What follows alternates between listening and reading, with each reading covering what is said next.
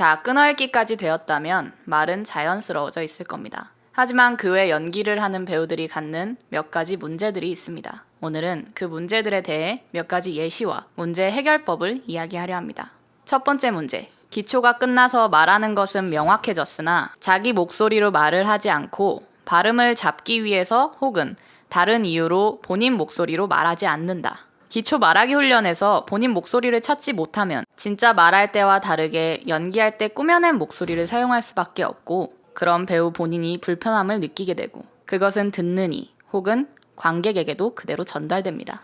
그렇게 불편한 연기, 말하기를 할 수밖에 없는 거죠. 이런 경우 흔히 성대를 아래로 눌러서 조이고 있는 형태인데 혀가 떠 있거나 새는 소리가 날 때 그것을 잡기 위해 힘을 주다 보니 생기게 됩니다. 한 가지 중요한 것은 그렇게 성대를 눌러내리고 힘을 주면 본인도 듣는 사람도 불편할 뿐만 아니라 목이 금방 상하게 된다는 겁니다. 그럼 우리가 본인 목소리를 쓰는지 변조를 한 것인지부터 알아야겠죠. 자, 먼저 본인이 통화한 것을 녹음해보고 연습 문장을 녹음한 후 두 가지의 목소리의 밸런스가 다르다고 느끼면 목소리를 변조하고 있는 것입니다. 여기서 중요한 건 발음을 위해 목소리를 바꾸는 게 아니라 본인의 목소리에서 맞는 발음을 설정하는 것이 맞습니다.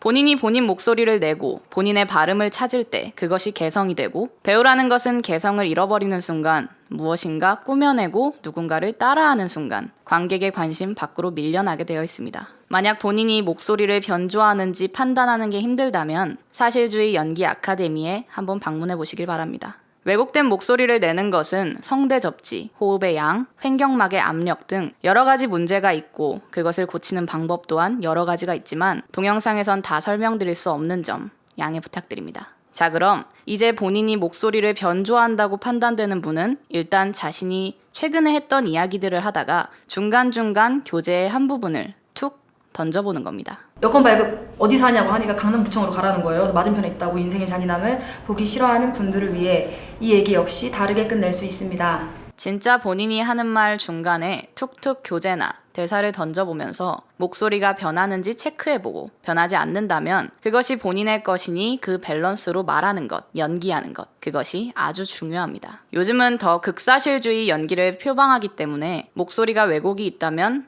오디션은 의미가 없습니다. 자, 그럼 각자 자신의 목소리가 올바른지 확인하시고 연습해 보시기 바랍니다. 여러분, 훈련합시다.